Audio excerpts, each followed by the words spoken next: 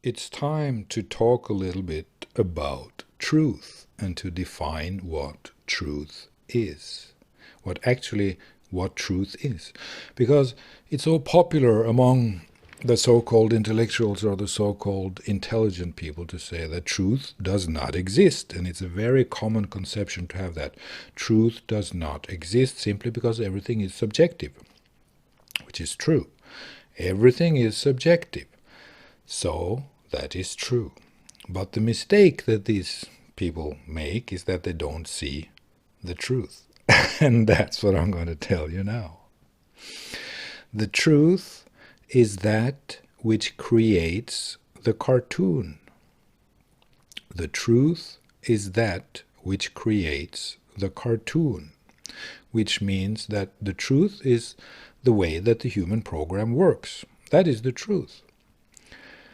The cartoon, or the truth as we call it in our everyday or modern day life, or even scientific life and philosophical investigative life, and in the art world or in the education system in the university, anywhere, even within epistemology, the science of the knowledge of knowledge itself. Well, usually we say that a point of view is that which we call the truth, and that's why the truth doesn't exist, because it's just a point of view. Which is right. The point of view is not the truth. That which creates the point of view, that is the truth. And that is simply means nature, the way that the brain works, the way, and when we see the way that the brain works, it's not as simple as that. If you really truly understand the way that the brain works, then you will know the nature of nature itself, so to speak. So truth is not what we think. Truth is that which creates our thinking process and which controls that which we think. The truth is the hidden machinery that produces that which the human program is producing. That's what the truth is. The truth is that which produces the cartoon. The truth is that which creates the cartoon. So the problem and the mistake in the intellectual in the intellectual world is that people say that truth is subjective. No, it's not subjective at all. Truth is objective. Truth is that which creates the cartoon. The cartoon is subjective. Do you understand that, you little MIT nitwit, you little Harvard professor who doesn't understand anything about anything? You have to understand that truth is not that which you perceive.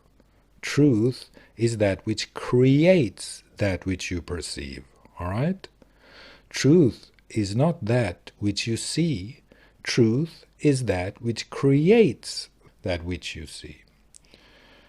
Truth is not the cartoon and the world, the way that we see the world, our perception of the world, and also the conception of the world, our image of the world, the way that we see the world, is subjective. It is produced, It is that which is produced. I've said that in a million videos before. The truth is that which creates that which is produced, right? You have that which is produced, and you have that which produces that which is produced. So if you want to know the truth, you have to understand that which produces that which is produced. And your perspective is produced.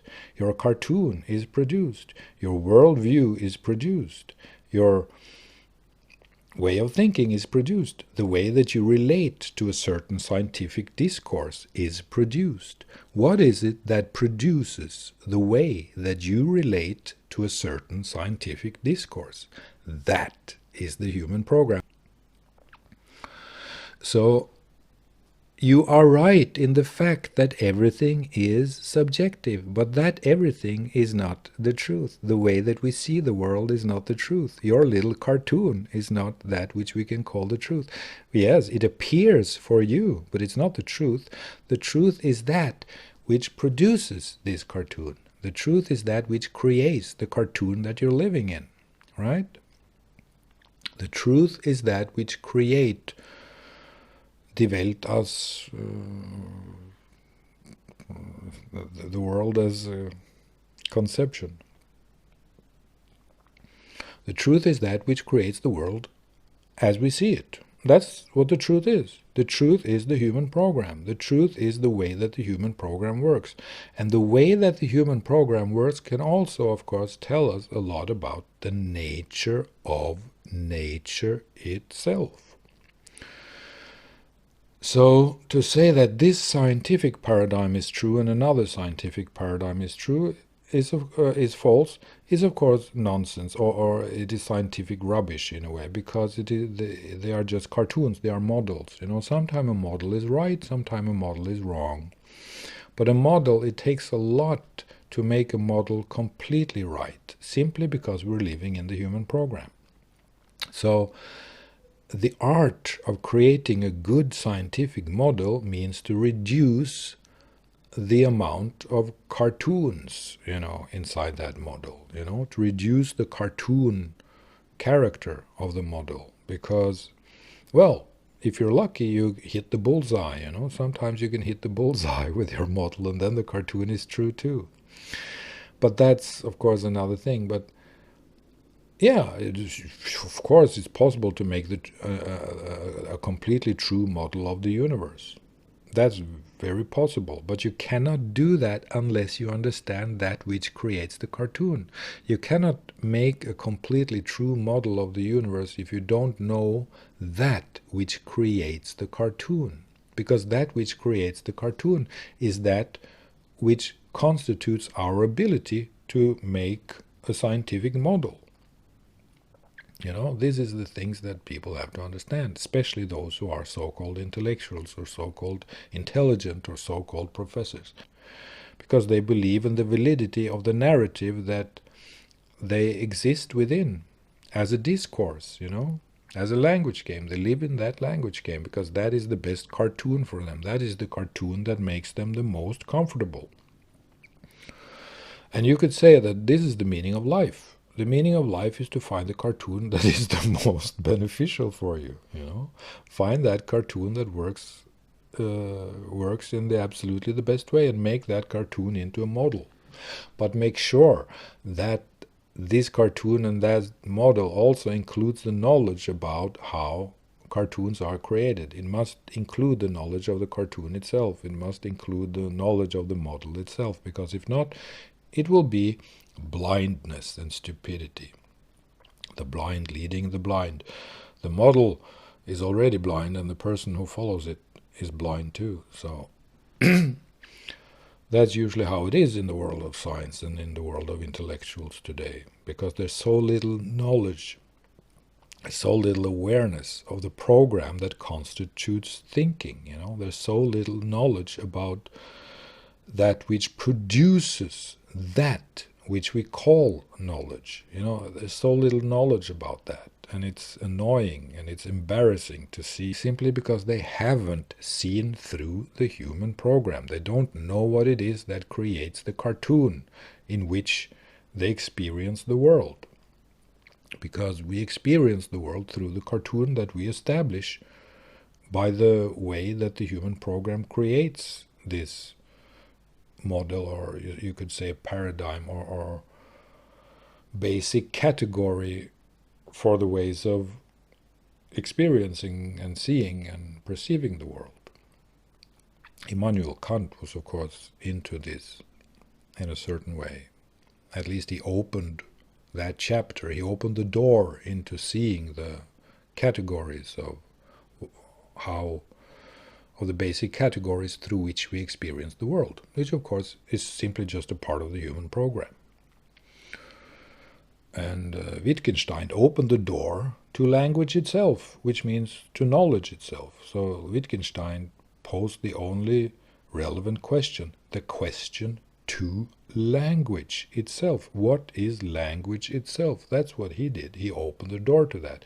But in no way did he really truly deliver or produce an analysis that has any relevance in the philosophical or scientific world. Because in a scientific sense, we need to decipher neuroscience. We need to see the neurocircuitry of the brain.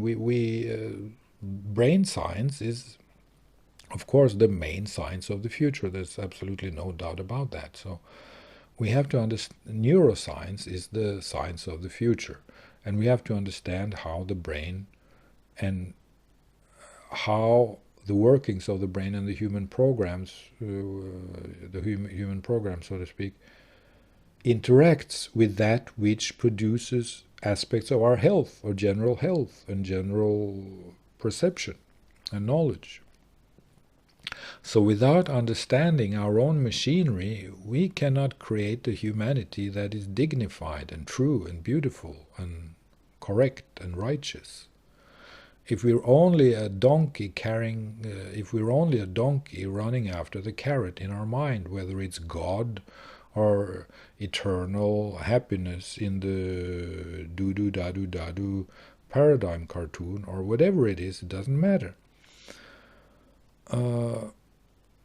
We just simply have to understand what is it that creates these cartoons, and what is it in us that gives us the ability to immediately attach to and to believe in the validity of the cartoons that we perceive or that we experience as a part of reality. We have to see that.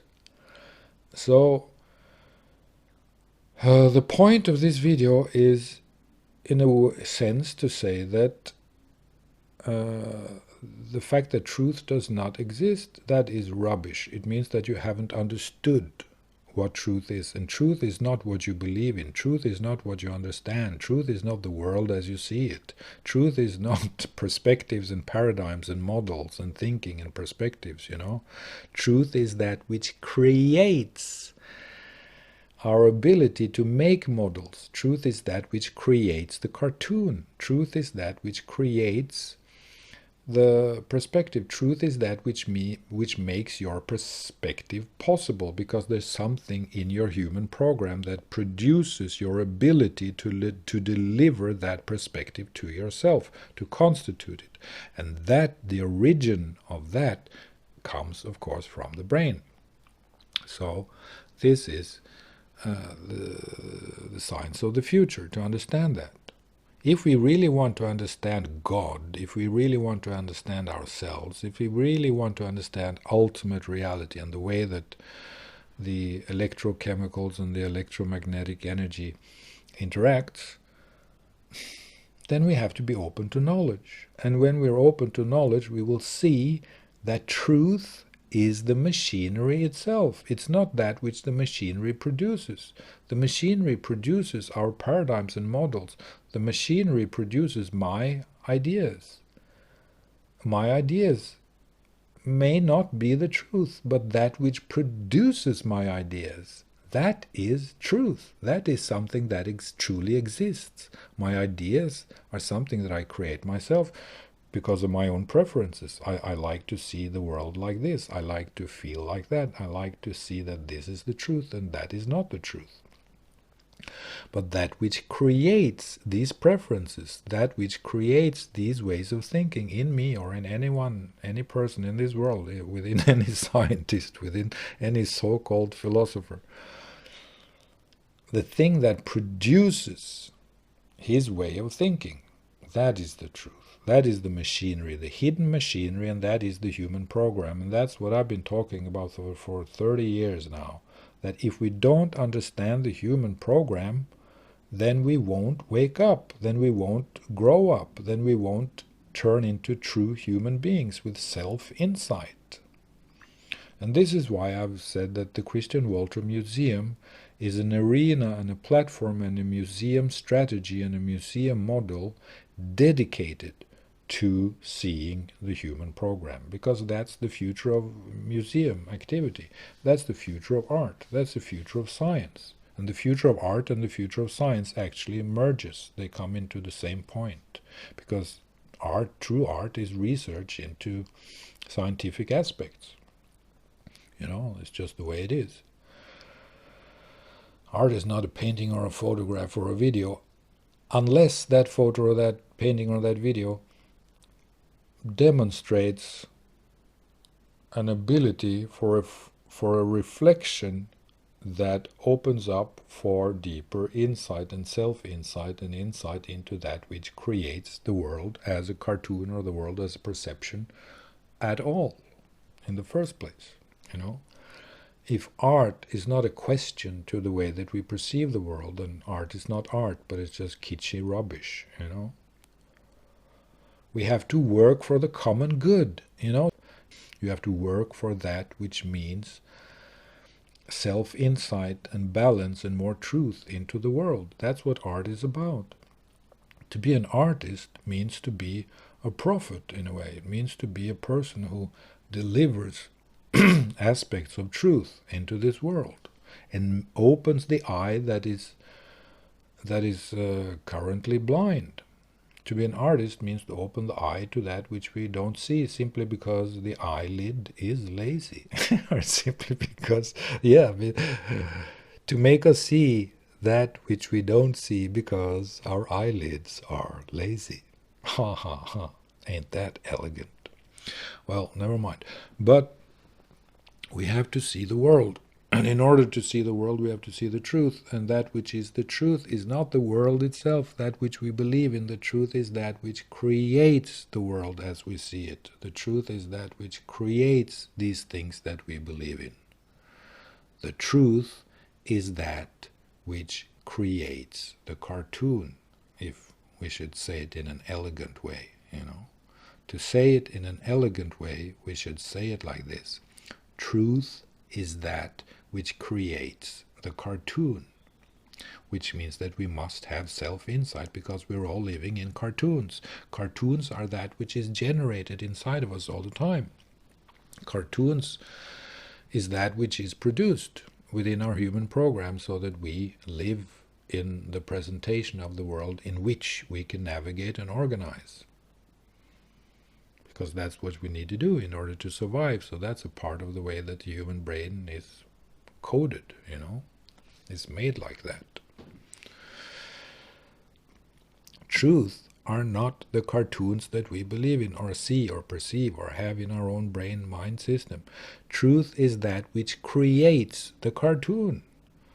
All right? Truth is that which creates the cartoon. And unless we are willing to see that, we cannot grow up. We cannot become truly human. We cannot become that which we are meant to be.